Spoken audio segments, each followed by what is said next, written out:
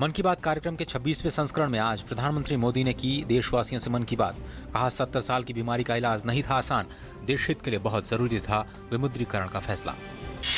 प्रधानमंत्री नरेंद्र मोदी ने किया देशवासियों से कैशलेस सोसाइटी में तब्दील करने का आह्वान। कहा तकनीक ने आज हर मुश्किल को किया है आसान। नकदी रहित व्यवस्था पर जोर देते हुए कहा इससे न केवल आएगी भ्रष्टाचार में कमी, बल्कि भारत एक मजबूत अर्थव्यवस्था के साथ विश्व पटल पर नई पहचान बनाने में होगा सक्षम।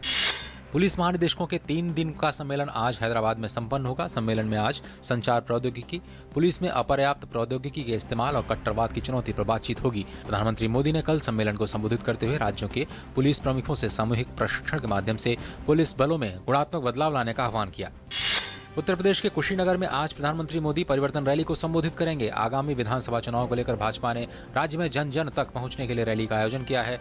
पीएम मोदी की पूर्वांचल में ये दूसरी रैली है। केंद्र ने वस्तु और सेवा कर क्षतिपूर्ति विधेयक के मसौदे को सार्वजनिक कर दिया है। इसमें कहा गया है कि इसके लागू होने से राज्यों को होने वाले राजस्व में नुकसान की भरपाई प्रत्येक 3 महीने पर की जाएगी। ये भी कहा गया है कि नियंत्रक और महालेखा परीक्षक के ऑडिट के बाद ही उसकी अंतिम राशि के बारे में फैसला लिया जाएगा। प्रमुख उद्योगपति रतन टाटा ने शनिवार को सरकार के नोटबंदी के कदम को 3 सबसे महत्वपूर्ण आर्थिक सुधारों में से एक बताया। उन्होंने कहा कि इससे काले धन का मुकाबला करने में मदद मिलेगी। साथ ही कहा सरकार के नोटबंदी के साहसिक क्रियान्वयन को देश के समर्थन की जरूरत है और विमुद्रीकरण भारत के इतिहास में किए गए 3 सबसे महत्वपूर्ण आर्थिक सुधारों में से एक है। केंद्र सरकार की ओर से 500 और 1000 रुपए के पुराने नोटों को बंद करने के ऐलान के बाद 14 दिनों में जनधन खातों में जमा रकम में करीब 27,200 करोड़ रुपए का इजाफा। करीब 25 करोड़ 67 लाख जनधन खातों में कुल जमा राशि 70,000 करोड़ रुपए के आंकड़े को पार कर चुकी है। 23 नवंबर को आंकड़ा 72,834 करोड़ रुपए था। भारतीय रेलवे और IRCTC ने टिकट आरक्षण और टिकट रद्द कराने वाले प्रपत्र में महिला एवं पुरुष के साथ साथ ट्रांसजेंडर को तीसरे लिंग के तौर पर शामिल कर लिया है। टिकट आरक्षण और रद्द कराने के अलावा ये सुविधा ऑनलाइन और ऑफलाइन भी उपलब्ध होगी। दिल्ली के प्रगति मैदान में चल रहे 36वें भारत अंतर्राष्ट्रीय व्यापार मेले में आज आखिरी दिन है। अन्य पैवेलियंस के साथ कृषि मंत्रालय का पंडाल भी रहा किसानों के बीच लोकप्रिय। किसानों ने कराई अपने खेतों की मिट्टी की जांच। क्यूबा के क्रांतिकारी नेता और पूर्व राष्ट्रपति फिदेल कास्त्रो के निधन पर दुनिया भर के लोगों ने दी श्रद्धांजलि। राष्ट्रपति, उपराष्ट्रपति और प्रधानमंत्री नरेंद्र मोदी ने जताया गहरा शोक। क्यूबा में 9 दिनों के राजकीय शोक की घोषणा। दिवंगत नेता का 4 दिसंबर को होगा अंतिम संस्कार।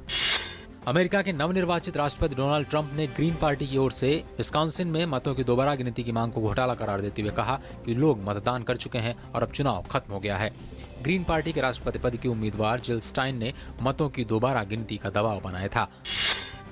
सोमालिया की राजधानी मोगादिशु में एक व्यस्त बाजार में एक कार में हुए बम विस्फोट में कम से कम 10 लोग मारे गए। जहां विस्फोट हुआ वो इलाका घनी आबादी वाला है। दक्षिण कोरिया की राजधानी सियोल में कंपकपाती ठंड के बीच करीब 13 लाख प्रदर्शनकारियों ने सड़क पर उतरकर भ्रष्टाचार के आरोपों से घिरी राष्ट्रपति पार्क गेन-हे से इस्तीफा देने और ऐसा नहीं करने पर महाभियोग का सामना करने की मांग की है। भारत के समीर वर्मा ने Hong Kong open super series badminton tournament के फाइनल में अपनी जगह बना ली है। सेमीफाइनल में समीर ने शानदार खेल दिखाते हुए डेनमार्क के तीसरी वरीयता प्राप्त खिलाड़ी येन हो योर्गेंसन को शिकस्त दी। भारत की युवा गोल्फर अदिति अशोक ने अंतिम दौर में 3 अंडर 69 के स्कोर के साथ मौसम से प्रभावित अंतिम दिन पहला कतर लेडीज ओपन का खिताब जीते हुए लेडीज यूरोपियन टूर में लगातार दूसरी जीत दर्ज की है।